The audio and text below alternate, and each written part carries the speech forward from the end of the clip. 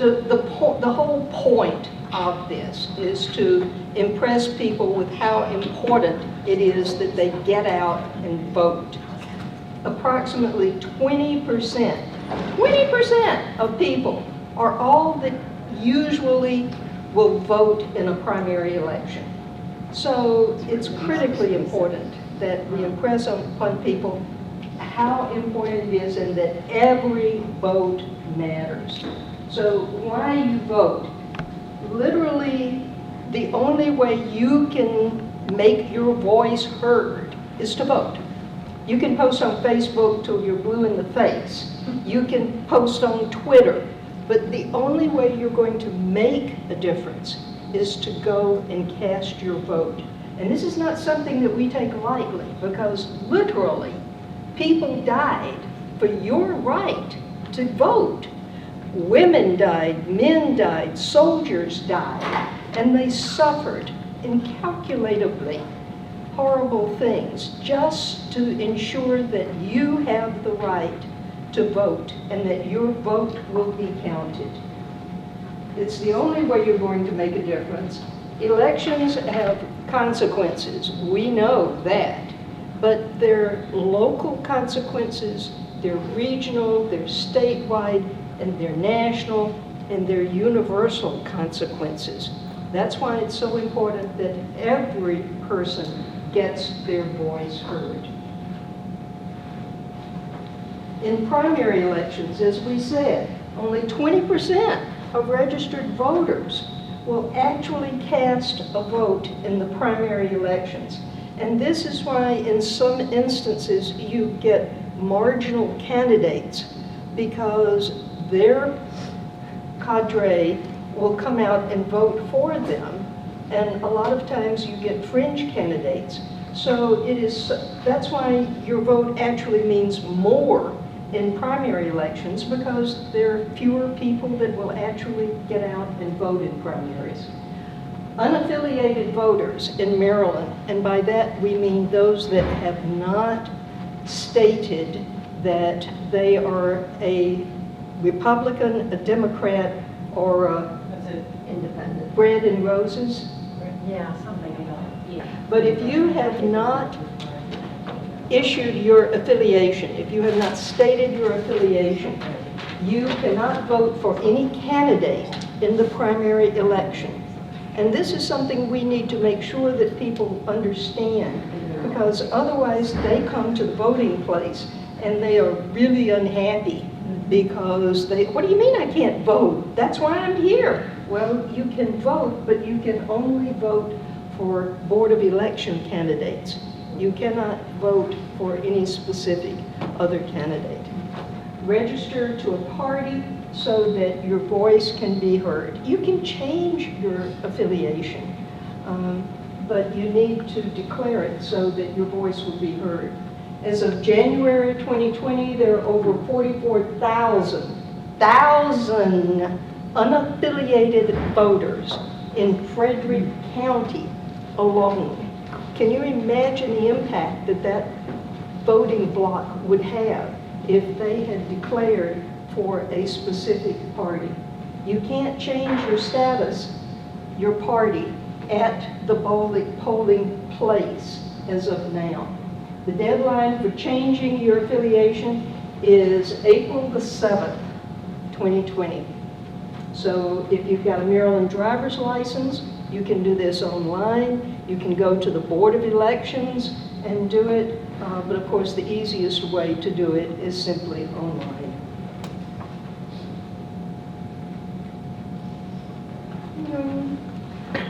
Why vote in the general election? Because every vote makes a difference.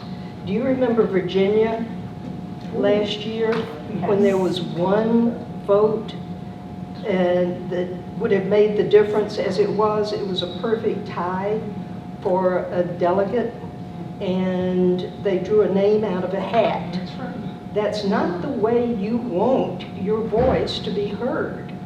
That gave control. That gave control of the House of Delegates to a specific party. That's not the way you want your democracy to work.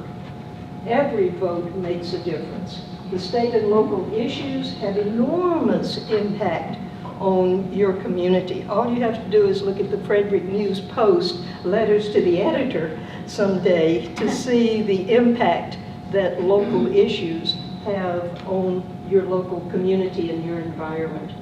So again, the only way you can make democracy work and your voice heard is to vote. How and where to vote. And this is part of the educational component, because a lot of people don't understand the differences in the different types of ways that they can vote. The first thing you have to do is to register to vote. You cannot vote unless you are registered to vote. Fortunately, in Maryland, life is good. When you move here and you get your driver's license, you have to opt out now and say, I do not want my information given to the Board of Elections. Otherwise, you will be automatically registered to vote. Thank heavens. So vote in person. You can vote at primary voting locations and at your general polling location. Or you can vote by absentee ballot, which is a really cool thing to do. If you don't want to stand in line, if you think you will be out of the area, if you think you might get sick that day, you know, whatever your interest may be, you can vote absentee. In the old days, when dinosaurs roamed the earth, you had to literally get a doctor's permit practically to say you were going to be out of the country. But that's not the way it is now. You do not have to even have a reason to vote absentee. All you do is update your registration. When you're registering to vote, you update it if your name, your address has changed, or you change your party. So you moved, you got married, you got divorced, whatever the case may be, and you changed your affiliation, any of those things. The deadline for changing your name, your registration information is April the 7th for the primary election. Then for the general election, it is October the 13th. To register online, there is your website. Or you can go in person. If you don't like doing it online, go in person. You can go to the LDA offices. You can go to your state or your local Board of Elections. They're on Montview Lane. You can go to the Department of Health. Or you can go to your local precinct when you vote on election day. Yay! So there are all these different ways you can register to vote.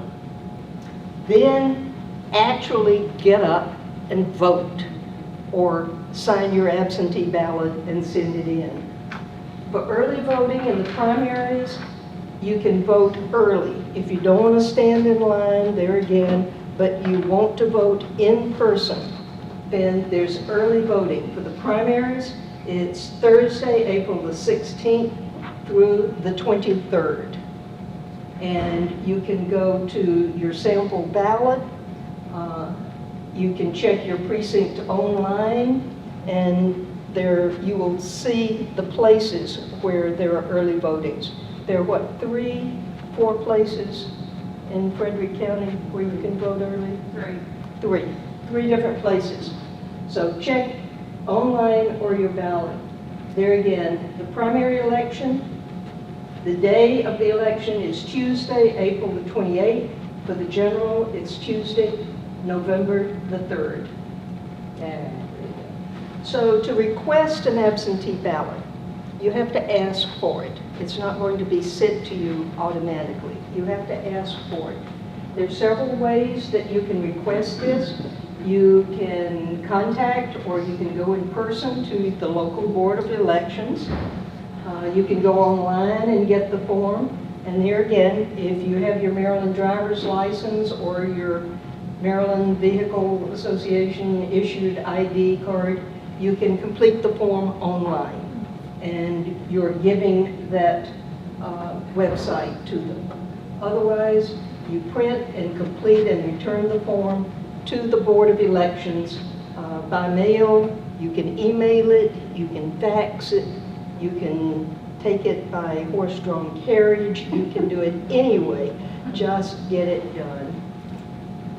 So to understand your candidate's position, this is where you are educating people in how they can get real, valid information about where candidates stand on specific issues. Facebook is not your answer, okay? But Vote 411 is your answer. The League sends out the same questionnaire to all candidates. They fill it out. We don't touch. That's a very good point. Thank you. We don't touch their answers, no editing at all. That's even better. Thank you, Rosemary.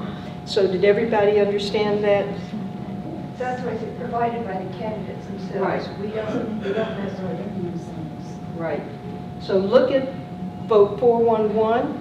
You can click on your specific candidates and see their answers to the same questions that all the other candidates for that position were given, if they were gracious enough to fill out the questionnaire.